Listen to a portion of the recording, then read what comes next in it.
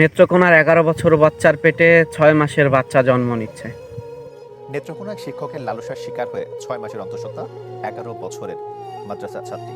কে করলো এই অপকর্মটি? এত জঘন্যতম কাজটা কে করতে পারলো? বলা হয়েছে যে মাদ্রাসায় পড়তো সেই মাদ্রাসার শিক্ষক নাকি তার সাথে এই অপকর্মটি করেছে। কিন্তু এর সত্যতা কতটুকু? এই সত্যতা, এর বাস্তবতা কতটুকু আছে? নাকি এর পিছনে কোনো রহস্য আছে? যতদূর জানতে পারলাম, এতদিন ২-৩ দিন ধরেই সেই হুজুরের উপরে দোষ-চাপটা চাপানো হয়েছে। কিন্তু গতকালকে সেই হুজুর লাইভে এসে যা বলল, তাতে ঘটনাটা উল্টে গেল। আমাদের এখানে পড়াশোনা করেছে, গত বছর পড়েছে এবং এর আগের বছরও পড়েছে। তো এর আগের বছর পূর্ণ বছর পড়াশোনা করার পরে সে আমাদের মাদ্রাসা থেকে চলে যায়। সেই মেয়েটা নাকি আরো ১ বছর আগেই সেই মাদ্রাসা থেকে চলে যায়। মাদ্রাসা থেকে চলে যাওয়ার পরে সে ঢাকায় একটি মাদ্রাসায় ভর্তি হয়, লেখাপড়া করে তার সৎ বাবার কাছে থেকে। এরপরে তার নানার কাছে চলে যায়। তার নানার কাছে চলে যাওয়ার পরে তার নানার কাছে থাকা থেকে পড়াশোনা করত। এরপরে হঠাৎ করে ৬ মাস পরে আবার সেই মাদ্রাসায়, এই পূর্বের মাদ্রাসায় নিয়ে আসে। মেয়েটির কাছে জিজ্ঞাসা করা হলে, কি খবর, তুমি আবার চলে আসছো? মেয়েটি উত্তর দিল, আমাকে জোর করে নিয়ে আসা হয়েছে, আমি আসতে চাই নাই।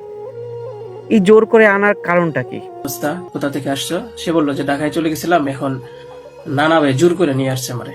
আমি আসতে চাইছিলাম না, আমাকে জোর করে নিয়ে আসছে নানা ভাই। এই জোর করে আনার রহস্য একটাই হতে পারে যে ওই হুজুরের উপরেই দোষটা চাপানো হবে, এরকম একটা পরিকল্পনা।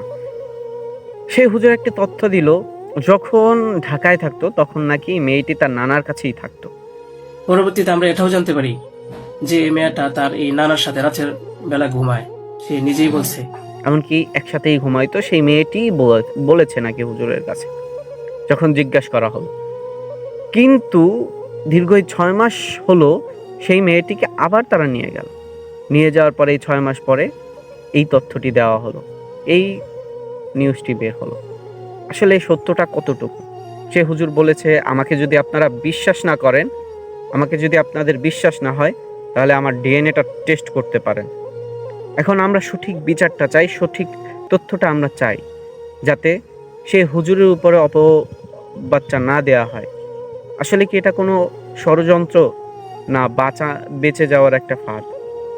সে হুজুরকে অপবাদ করে, হুজুরকে অপমানিত করে এরকম একটি মিথ্যাচার ছড়ানো আসলেই কি সঠিক? বাংলাদেশের আইনের উপরে আমাদের সর্বোচ্চ আস্থা আছে।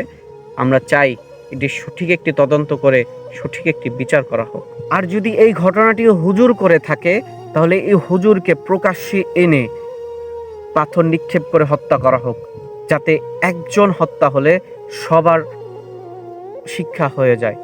আমরা চাই সঠিক বিচার, যে করুক, আইন সবার জন্য সমান, হোক সে হুজুর, হোক সে সাধারণ নাগরিক। কিন্তু আমার যতটুকু মনে হয়, এখানে হুজুরকে ফাঁসানো হচ্ছে। আপনারা কি মনে করেন? মন্তব্যের ঘরে অবশ্যই জানিয়ে যাবেন।